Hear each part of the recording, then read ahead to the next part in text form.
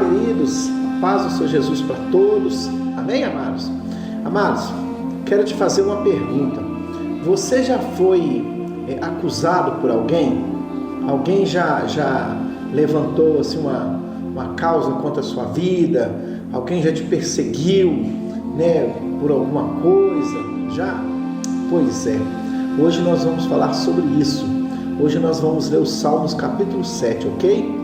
O Salmo capítulo 7 é um salmo de Davi, né? Onde ele é perseguido por um homem chamado Cushi. Cushi era um benjamita, ele fazia parte do exército de Saul, e ele, em um certo momento, Davi encontra com esse sujeito, e possivelmente ele estava ali ou para matar Davi, ou para denunciar o local onde que Davi estava, né? Mas de alguma forma ele estava ali para fazer alguma coisa contra Davi. A Bíblia não deixa claro essa situação, mas ele estava ali para fazer alguma coisa contra Davi, ou para acusá-lo, ou para matá-lo. E aí diz assim no capítulo 7, a partir do verso 1: Senhor, Deus meu, em ti me refugio, salva-me de todos os que me perseguem e livra-me, para que ninguém como leão me arrebate, despedaçando-me, não havendo quem me livre. Senhor meu Deus, se eu fiz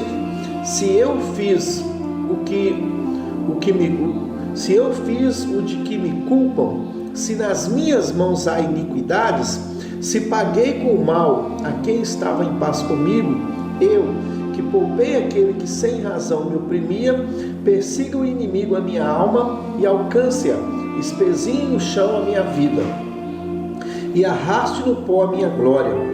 Levanta-te, Senhor, na tua indignação, mostra a tua grandeza contra a fúria dos meus adversários e desperta-te em meu favor, segundo o juízo que designaste. Reúnam-se ao redor de ti os povos, e por sobre eles remonta-te às alturas. O Senhor julga os povos. Julga-me, Senhor, segundo a minha retidão e segundo a integridade que há em mim. Cesse a malícia dos ímpios, mas estabelece tu o justo, pois sondas a mente e o coração. Ó justo Deus, Deus é o meu escudo. Ele salva os retos de coração. Deus é justo juiz. Deus que sente indignação todos os dias. Se o homem não se converter, afiará Deus a sua espada. Já armou o arco, tem-no pronto, para ele preparou já instrumentos de morte, preparou as suas setas inflamadas. Eis que o ímpio está com dores de iniquidade, conheceu a malícia e dá à luz a mentira. Abre e aprofunda uma cova e cai nesse mesmo poço que faz. A sua malícia lhe recai sobre a cabeça, e sobre a própria moleira desce a sua violeira. Eu, porém, renderei graças ao Senhor segundo a sua justiça, e cantarei louvores ao nome do Senhor. Amém, queridos? Glória a Deus. Queridos, eu quero colocar, eu quero destacar aqui, esse texto de Salmos. Ele está falando que Davi ele está sendo perseguido, os seus inimigos estão ali à espreita. Nesse texto aqui ele está falando de um sujeito chamado Cushi, que era um benjamita, e ele pertencia ao exército de Saul, e ele provavelmente estava ali ou para matar Davi, ou para fazer alguma coisa contra a vida de Davi.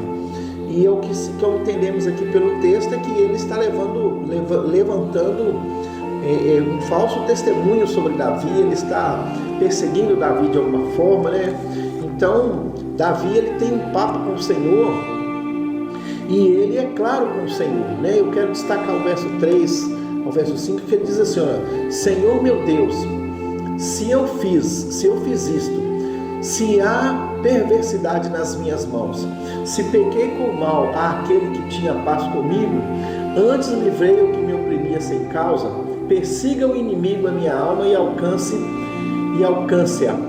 Calque aos meus pés a minha vida sobre a terra e reduza a pó a minha glória. Olha o que Davi está fazendo. Davi ele tinha um coração reto diante de Deus. Davi era homem de Deus. Os textos todos de Davi vai mostrar isso. Toda a história de Davi vai mostrar que ele era homem de Deus muito antes dele ser chamado por Deus para ser ungido. Davi, ele estava certo do seu caráter justo diante de Deus. Ele se mostra humilde, e corajoso ao se prontificar a pagar pelos seus erros dos quais estava sendo acusado. Ele faz uma oração com Deus. Ele está falando, se realmente eu for isso aí que essa pessoa está falando, e que o Senhor me puna, que o Senhor seja justo, que o Senhor faça justiça comigo e com ele. Por que Davi, por que Davi fazia essa oração? Por saber que tinha um coração sincero, ele tinha um coração sincero e ele não temia a sondagem de Deus quanto aos seus pensamentos, quanto às suas intenções e os seus sentimentos. Isso significa que quando nós temos a consciência pura, nada pode nos acusar, nada pode nos parar, nada pode nos intimidar. Quando nós andamos na verdade, quando nós fazemos a coisa correta, quando nós temos uma vida de sinceridade, que pode falar o que quiser da nossa vida, que nada vai ser prejudicial, ninguém vai conseguir levantar um falso testemunho contra a nossa vida e firmar nisso, porque a nossa vida está reta diante de Deus e daqueles que estão à nossa volta, Então, quando tomamos a decisão de viver uma vida reta diante de Deus, nós nos tornamos ousados e fortalecidos em nossa fé. Diante disso, nós podemos orar na certeza de que seremos atendidos. Quanto mais eu andar na verdade, melhor será o meu relacionamento com Deus, não é mesmo? Lá em João, no livro de João, no capítulo 8, verso 44, Jesus diz assim, olha, vós tendes por pai o diabo, e quereis satisfazer os desejos do vosso pai. Ele foi homicida desde o princípio, e não se firmou na verdade, porque não há verdade nele. Quando ele profere mentira, fala do que lhe é próprio, porque é mentiroso e pai da mentira. O Senhor está falando de pessoas que andam na mentira para servir ao diabo.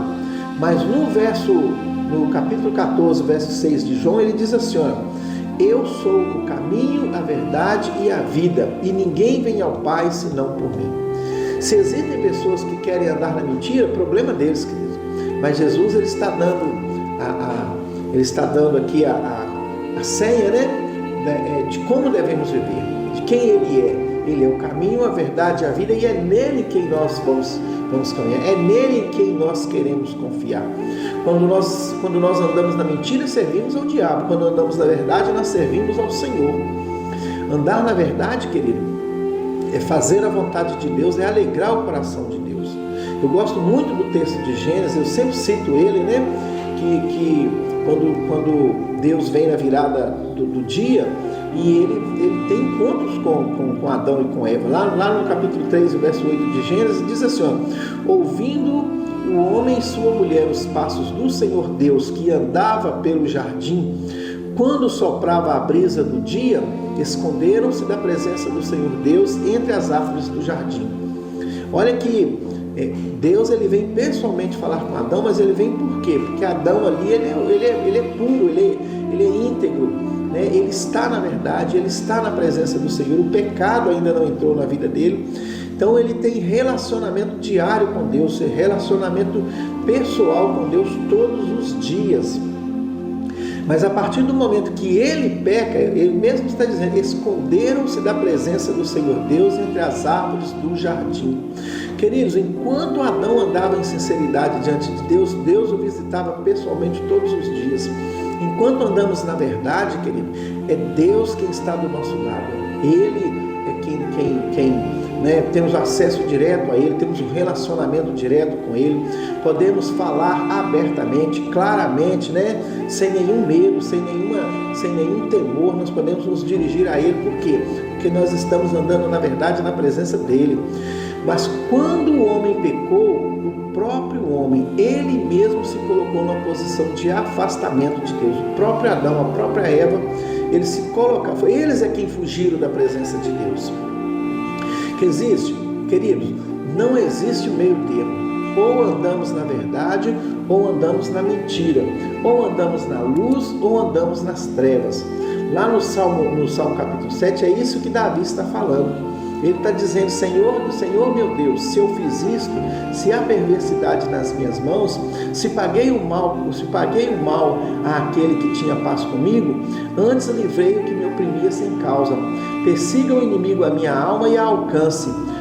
Calque aos pés a minha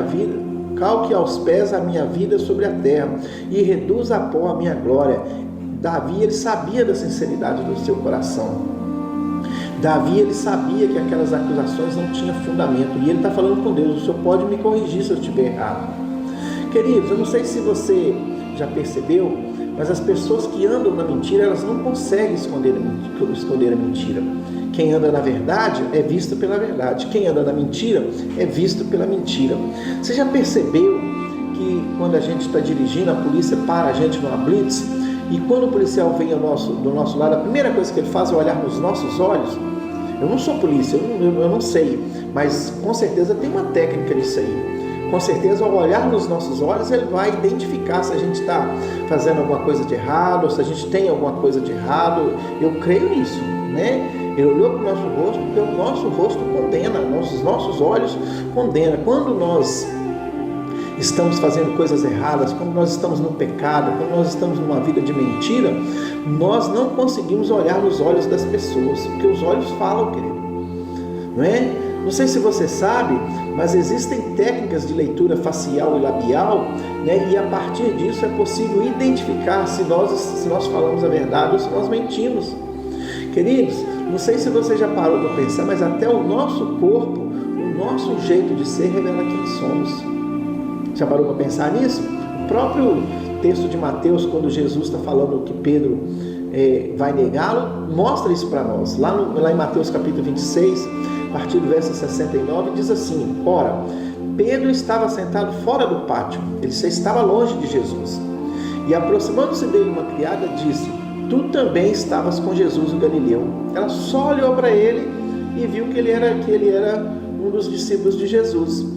Mas ele negou diante de todos, dizendo: não sei o que dizes. E saindo para o vestíbulo, outra criada ouviu e disse aos que ali estavam: esse também estava com Jesus o Nazareno. Mais uma pessoa, só de olhar para Pedro, percebe que ele andava com Jesus. E ele negou outra vez com juramento: não conheço tal homem. Mas aí, querida, agora já veio um monte de pessoas. E daí a pouco, aproximando-se os que ali estavam, disseram a Pedro: verdadeiramente também tu és deles, pois a tua fala te denuncia. Olha que coisa deliciosa, olha que coisa bacana. Isso significa que Pedro estava no caminho certo. Embora ele quisesse, se esconder, não tinha jeito. Ele estava, o próprio testemunho, a própria vida, o corpo dele, as atitudes, as decisões dele falava que ele andava na verdade, que ele pertencia ao Senhor. É assim que nós devemos andar, querido. É desse jeito que nós devemos andar, de cabeça erguida, andando na presença do Senhor, dando testemunho do Senhor, para que o mundo saiba que nós pertencemos ao Senhor. Que Deus te abençoe, que Deus te dê um excelente dia, um excelente final de semana. Nós nos encontramos novamente no próximo Salmos. Se você gostou dessa palavra, coloque nos seus stories, compartilhe com pessoas, dê o seu like, ajude a chegar a outras pessoas. Eu tenho certeza que vai ser bênção na vida de alguém. Deus te abençoe e nos vemos no próximo Salmo.